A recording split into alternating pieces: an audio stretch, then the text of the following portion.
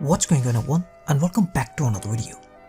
My name is Roman and today's analysis video is going to be about the Premier League game between Chelsea and Tottenham. So Tottenham as usual lined up in a 4-2-3-1 formation, which often shifted to 3-2-4-1 with possession, and they also changed their formation to 4-2-3 in the second half after Son was sent off. While Chelsea on the other hand lined up in a 3-4-3 formation, which mostly shifted to 5-3-2 without possession. So we have seen it many times this season that teams have often tried to create a central overload against Chelsea, in which they sit back in a mid-block and look to cut the central passing lanes. And Tottenham kind of did the same in this game as well, as they sat in a mid-block and gave time and space on the ball to the Chelsea centre-backs. Tottenham created a strong central overload as they tried to cut the central passing lanes, which at times forced Chelsea to either build their play through the wide players or go long. Strong central overload as Tottenham tried to outnumber Chelsea in the middle of the ground, and they are forcing Chelsea to the wide areas, giving time and space on the ball to the centre-backs with tight marking on the midfielders.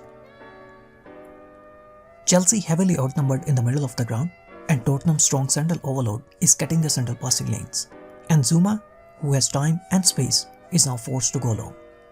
Zouma, who had time and space on the ball, was forced to go long, and Gazzaniga easily sweeps the ball. Once again, Tottenham are trying to outnumber Chelsea in the middle of the ground and forcing the centre-backs to play long balls or move to the wide areas. Chelsea's centre-backs at the start had a few difficulties to deal with this midfield overload, and they lost possession quite a few times as the passing lanes were not available. But as the game progressed, this central overload became a blessing in disguise for Chelsea. Mason Mount was often dropping in the midfield from the right wing, and he was keeping Eric Dyer engaged. Sissoko was covering Kovacic, with Dele Alli covering N'Golo Kante. Harry Kane, Lucas Moura and Son were cutting the passing lanes from the front. And thus Tottenham often had a 6v3 situation in the middle of the ground. Since Tottenham's midfielders were busy creating the overload in the midfield, so Chelsea decided to push their wing-backs, Alonso and Azpilicueta, high up the ground. Alonso and Willian often created an overload against Aurier, as Chelsea's centre-backs tried to play long passes from the back to the right side of Tottenham's defense. The combination of Alonso and Willian were easily able to win possession against Aurier, who was getting outnumbered at the left flank, as he had no support from his midfielders who were already busy creating the central overload in the midfield. Marcos Alonso has moved up from the left wing-back position as Chelsea tried to create overload on the left flank. Long pass from Rudiger to the left wing, where Chelsea has the numbers advantage.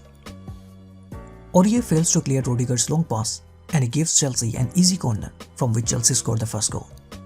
Zouma and Rudiger both played 6 accurate long passes, while Tomori played 5 accurate long passes in this game.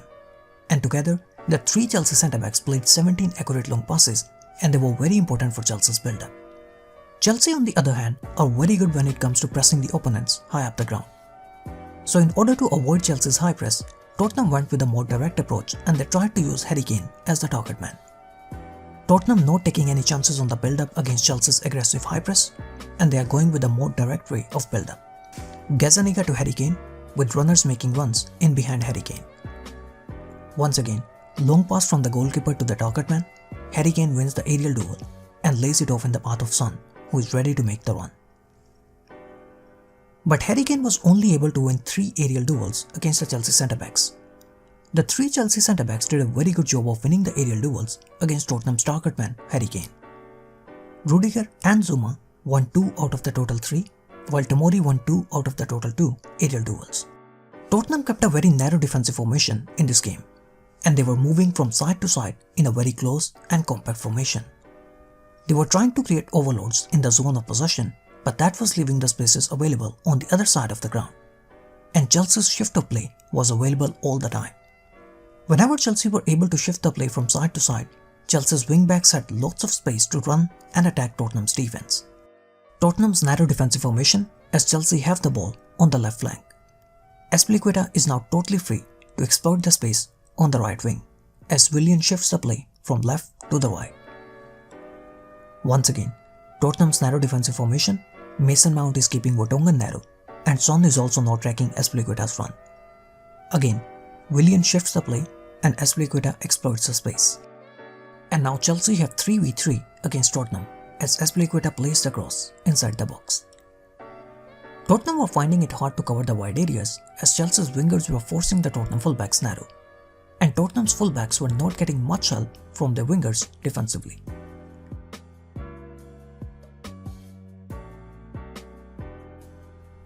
With possession, Tottenham often shift to a back three as Lucas Moura moves to the central zone with Aurier moving up from the right wing. Vertonghen normally tries to stay back as Tottenham keep a back three with possession.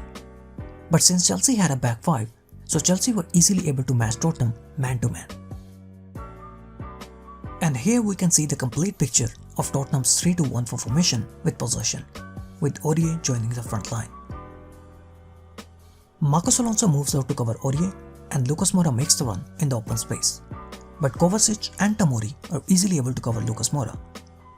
Because of the back five, Chelsea had no issues when it came to covering the wide areas. Chelsea were totally dominant in the first half, but in the second half, Dele Alli's off-the-ball runs started creating a few issues for Chelsea's backline.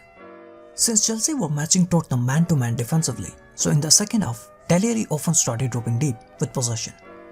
Dele Alli's deeper position often forced Rudiger to step out of his defensive line to cover Dele Alli, and that created spaces in Chelsea's defense for the ones of Son and Harry Kane. Dele Alli drops deep and he pulls Rudiger out of his defensive line to open the space in the defense for the one of Harry Kane. Dele Alli takes out Rudiger and immediately plays a pass in the space for Harry Kane. Once again, Dele Alli takes out Rudiger and this time Son makes a run in the space that was left open by Rudiger.